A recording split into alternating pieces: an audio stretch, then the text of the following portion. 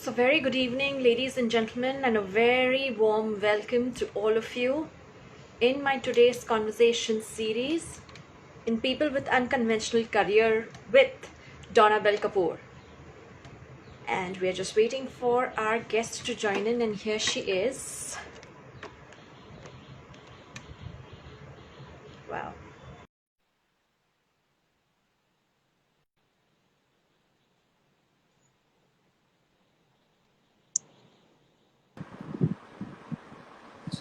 Hi, Deepa.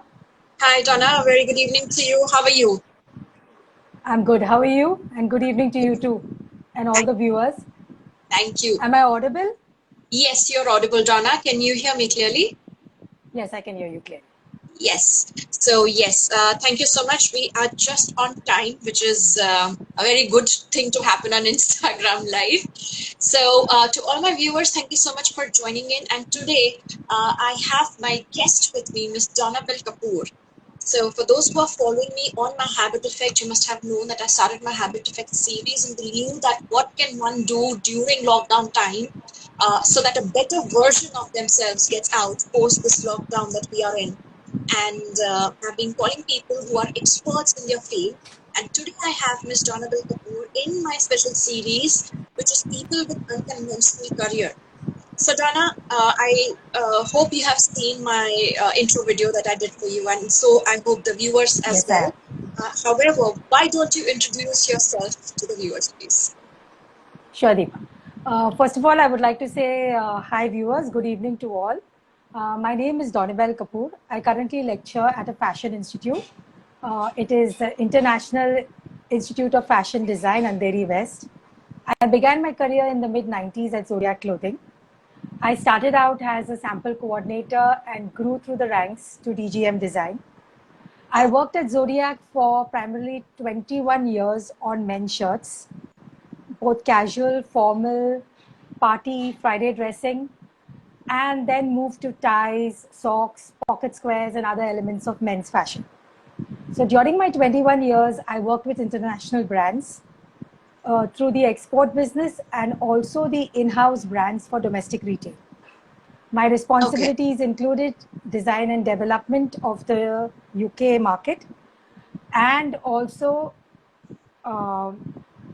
the designing and creating the ranges for Zodiac Formal, Zod Party, Zetri Friday dress ranges. After my marriage, I took a transfer to my London office where I got to interact with many of my international customers at their offices. I left Zodiac when I was expecting my child. Since I Okay. got married in my mid 30s and I became a mother late in life, I wanted to take a sabbatical to enjoy motherhood. Sure. Sure. That's quite a whole lot of 21 years, Donna. I doubt if anyone sticks for so long in today's time. Oh no, Deepa, in my company, it's a very good company. So there are people who are who have stuck around for almost 44 years, I would say. Wow, wow. I mean, hats off to your dedication, Donna. Yes, so when I was discussing this, that I'm inviting you for my People with Unconventional Career series.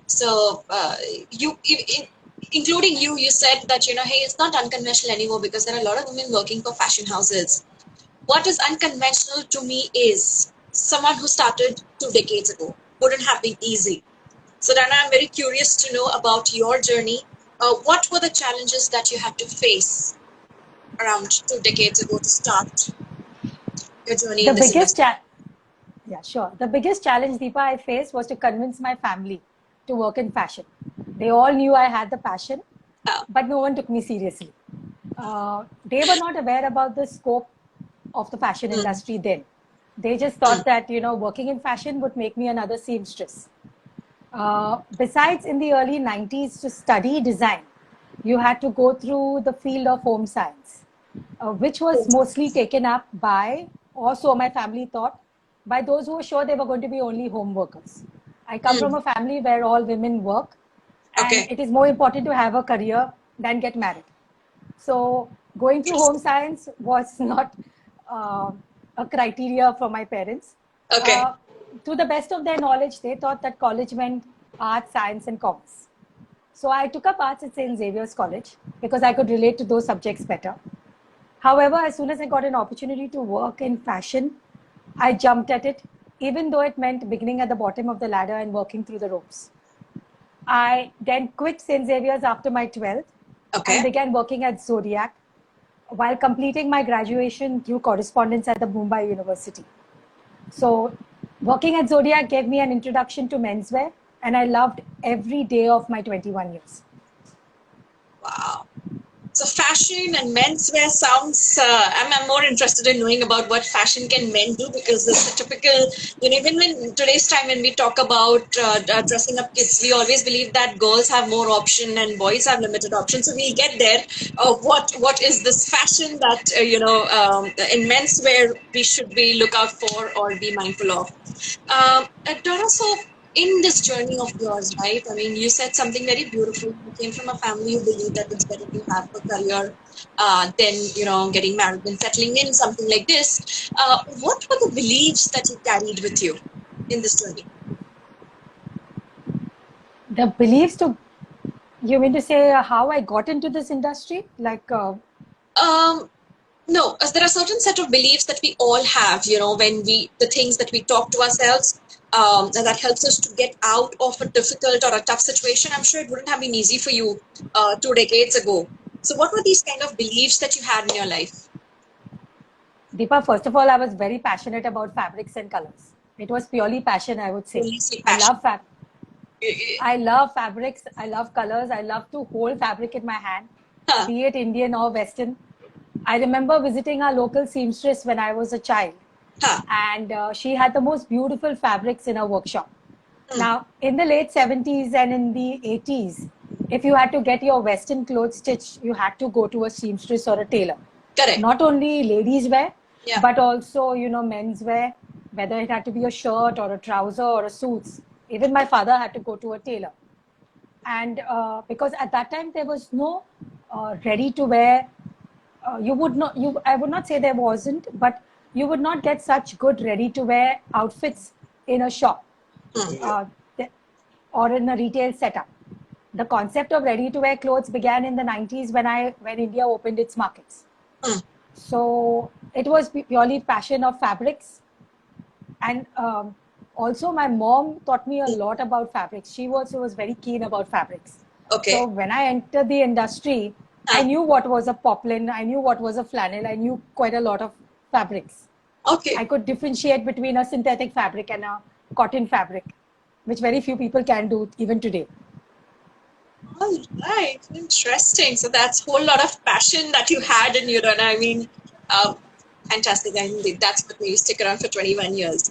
So, Donna, anyone who wants to get into the retail industry in today's time, what, according to you, are the skill sets or the talent required? See, the most important skill I would say is passion and hard work. Okay, be prepared to put in long hours. It may look very glamorous, but it involves a lot of hard work and long hours.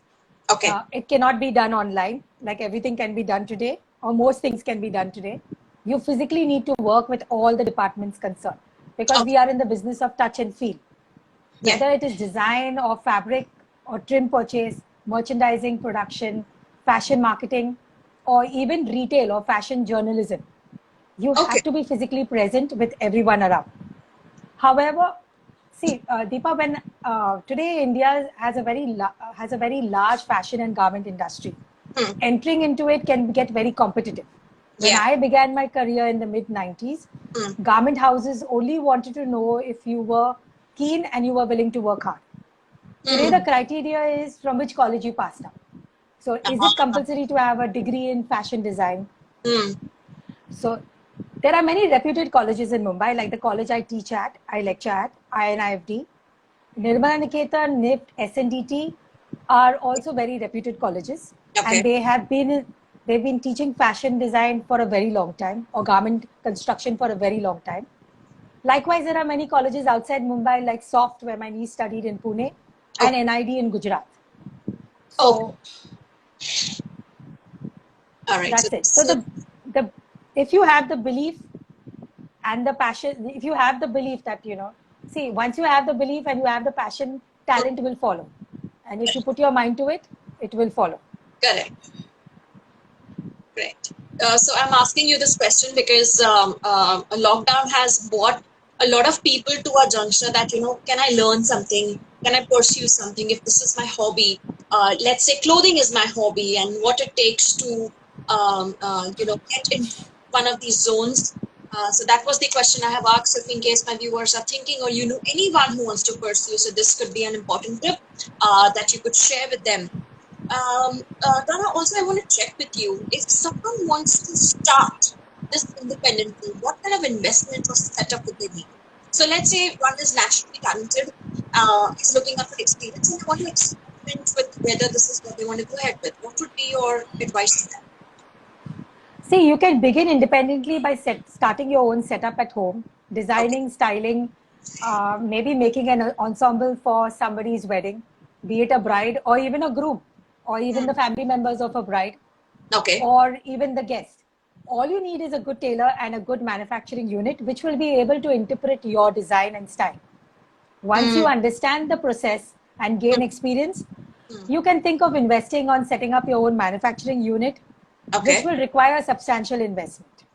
But Okay. initially, it's best to work with independent job workers or karigars for Mm, flexibility of design, quick turnarounds. mm.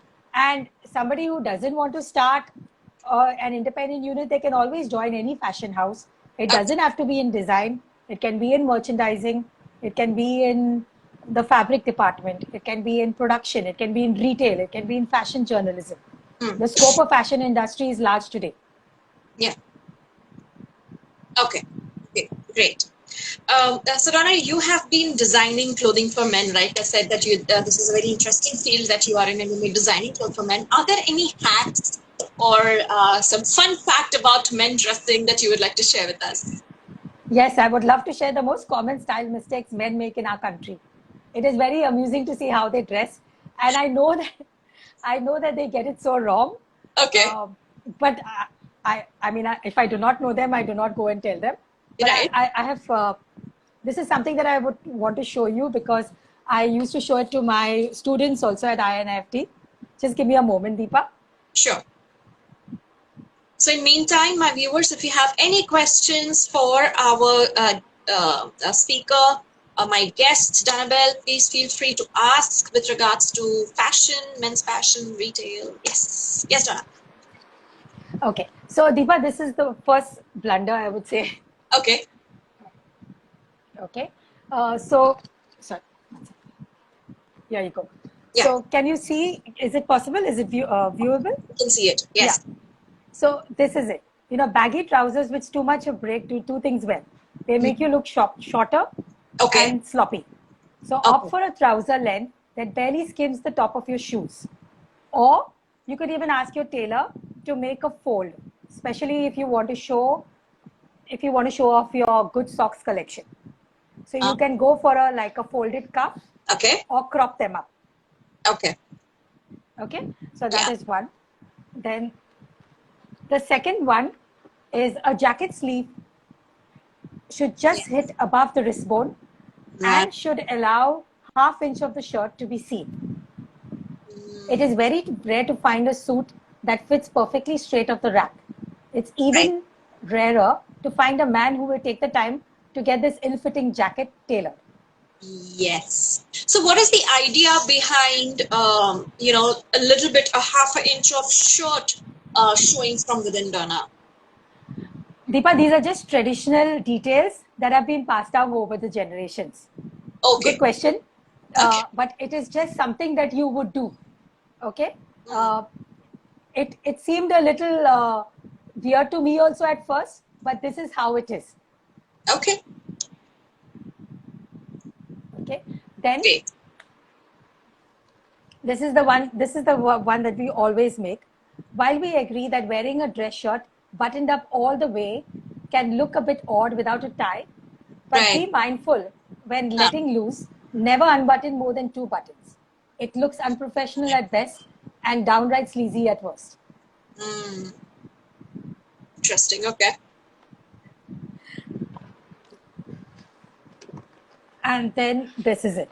This is So this is the ultimate mistake. Okay, that will make you look fatter, frumpier, and stumpier. This is, most of the men in our country wear shirts that are always ballooning. Right. They always wear loose shirts. I do not know why. They will always wear one size bigger. Make sure that your collar has no more than 2 fingers of room, that the shoulder seam hit the edge of your shoulder, and you don't have excess fabric billowing around your torso. Right. These days, there are a ton of affordable dress shirt options available that satisfy the needs of any man's body shape. So there is no longer an excuse for an ill-fitting dress shirt. So how can one, I'm just visualizing myself wearing a shirt. Then even I have ended up, having that baggy kind of image. Is there a hack to that? How can you avoid that one? Yes, first of all, when you go into a shop, make sure that you try on a shirt that fits you well. And when you sit, it should not be too tight around your stomach area, your torso area. And when you stand, it should fall naturally. It should not be too baggy also. It should not look like a tent on you. And if at all, like I know that for a fact, my husband has extra long arms and he's got a very wide shoulder frame. Okay. But he has to wear a size 44 because of the extra long arms. And he's got a wide frame, but he's not a fat person. So what he does is he either takes it in, he buys the shirt, if it's a ready-made shirt. Hi.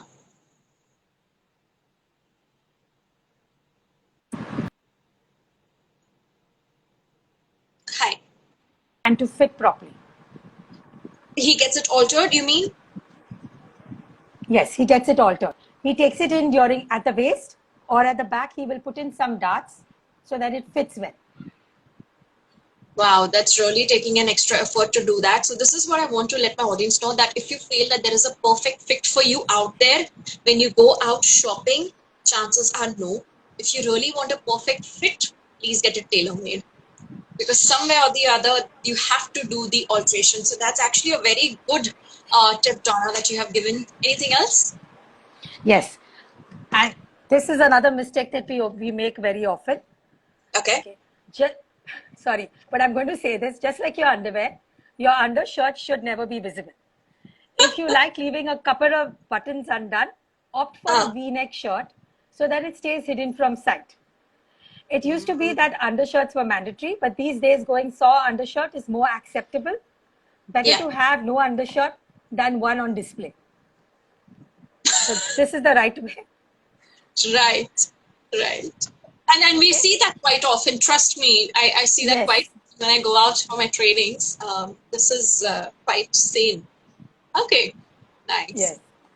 One more thing, Deepa, I have always seen this, and it really, really upsets me. It's like if you're new to a dress shirt, you may not be aware that there are slots in the underside of your collar to which collar stays are placed. Okay. A simple pair of inexpensive metal collar stays, or even for that matter, a PVC collar stay, will keep your collar straight and laying flat against your collarbone. Okay? So this is something I've always seen many men in our country wear shirts where the collar tips are turning in and buckling in. Yeah. This is how it should look. Straight and precise. And it should have a sharp point. Okay? And I also recommend having your dress shirts dry clean instead of machine wash. This greatly extends the life of your shirts and keeps them looking fresh and crisp. Okay. Sure. Probably a couple of those investment pieces should be dry clean instead of hand or machine wash. Yes. Okay. This is one more. The tip of your tie should rest between the top and the bottom of your belt buckle. Avoid looking amateurish by taking the time to retie your tie if you didn't get the right length on your first attempt. Okay. Okay. So it should not be longer. It should not be shorter. It should not be longer. It should not be shorter. It should be between the top or the bottom of your belt buckle. All right. At the top or the bottom of the belt buckle. Interesting. Yeah. Great. Okay. And this is one that most Indian men are guilty of, Deepa. Yes. Over accessorizing. Tell me. We love bold accessories and Yes. accent pieces, but it is important not to go overboard. We Yes. recommend counting up all your accessories, pattern shirts, colorful tie, pocket squares, cufflinks, bracelet, rings, funky socks, etc., and limiting your ensemble to at least 3 to 4. The more restrained you are, the more your bolder accessories will shine. Okay. Otherwise, you're just going to look like a Christmas tree. And Donna, is it true that the color gold for men is not a formal color? For example, you can wear a gold chain but don't show it. Golden buttons, golden rings. Do you think that's okay? I really find that too loud. I agree with you, Deepa. I also find it too loud. But for that matter, there are some blazers that do traditionally have gold buttons. Mm-hmm. So a little bit of gold is not bad, but don't over accessorize, which Indian men are guilty of doing. Okay. Great. So basically details. Though trends may change, many of the style tips are timeless. And the rest will surely be around for years to come. But with a bit of thoughtful attention to detail, all these style mistakes are easily resolved. You're guaranteed to feel more comfortable and confident once you get them handled. So this is something that I shared with my menswear, to my students on my menswear lecture. So I just wanted to share it with you. Okay. Great. Thank you so much for taking that effort to get the printouts and then showing it to our viewers. Donna, I really appreciate that. So then coming towards the end of our conversation, I have two more questions for you. Sure. And something that I ask to almost all my guests, because lockdown has made us realize, affected the ways we used to work, or has changed a lot of dimensions. So the question is, okay, so fill in the blanks. What would be your answer? COVID lockdown or the COVID-19 has made you realize dash. It has made me realize how to slow down and breathe. For the last 21 years, I've been working such long hours, running from pillar to post to complete my projects, meeting deadlines, because everything is wanted yesterday. Even after my child was born, responsibilities changed, but the work never stopped. As you know about the challenges of raising a child in today's day and age. Correct. Okay, but the lockdown and the fear of COVID has put a stop to so many things which were time consuming and has given me time to slow down and breathe. It has also taught me to return back to basics. Maybe a simple example like using a hair oil instead of a very expensive serum. It has also helped me spend more time with my family. My husband and I homeschool our son, and we enjoy doing it, working together with him. Prior to lockdown, my husband used to travel a lot. My son was engaged in school and so many other activities, which I realized may not be necessary anymore. Right. I guess we all have come to certain realization that all that we did was kind of more fabricated. Life, even in a simple terms, is quite exactly good. Yeah. Okay. And my last question to you. Lockdown has changed a lot of dimensions, personally, professionally, financially. Your take on change management from your experience? Deepa, see, change is good. According to me, change is good. It means you're not being stagnant. So Correct. Change leads to new beginnings, and new beginnings will eventually lead to happier times. However, this is only going to happen if you take control of the situation and not let the situation take control of you. Wow. So many of us take up jobs with no job satisfaction. I know Correct. so many of my friends. I was very lucky to have a job that I enjoyed every day. So this is a good time to change your career and do something you are so passionate about. Maybe study further. There is no age limit to studying. Or Correct. maybe acquire a new skill, which will help you take up the job you would really like to establish in your career. You know, Deepa, when I started out, I just wanted to share this, that, it was very difficult because when I began in the industry, I was surrounded by a lot of fashion students who used to intern at my office. And I realized that I would always have to deliver twice as much as them, because they will always have a degree and I would not. This only made me stronger and better at my work. Eventually, I completed my MBA in design management in my mid-30s. So age is not a limit to study. And I completed my design management at my MBA in design management at INIFT, the same college I lecture at today. Mm. So Oh, wow. this is my advice to the viewers. Students to the teaching faculty. Absolutely amazing journey. Thank you so much, Donna, for being accepting my invitation to coming in on the live session with me. I have always believed that each and every one of us has a story, something to learn from, and why not make it accessible and reachable to people out there who are looking some kind of motivation, guidance in their life. So just looking into the chats of people who have joined in, so the people who are waving and said hi, and there is Siddhant, GHM Society, is saying that amazing details and that he's astonished. Thank you so much for a detailed observation. God bless. You're most Even if you have people or comments like this coming in, it motivates to do and continue to do what you're doing right now. So thank you so much, Donna. Viewers, we are open for Q&A. If in case you have any, that would be really great. Also, just to let you know that I will be posting this IGTV video of mine on my Facebook channel and later on my Instagram. So if you have any of your loved one whom you feel that this video would have added value or given information to them, please share the link with them. That would be my request.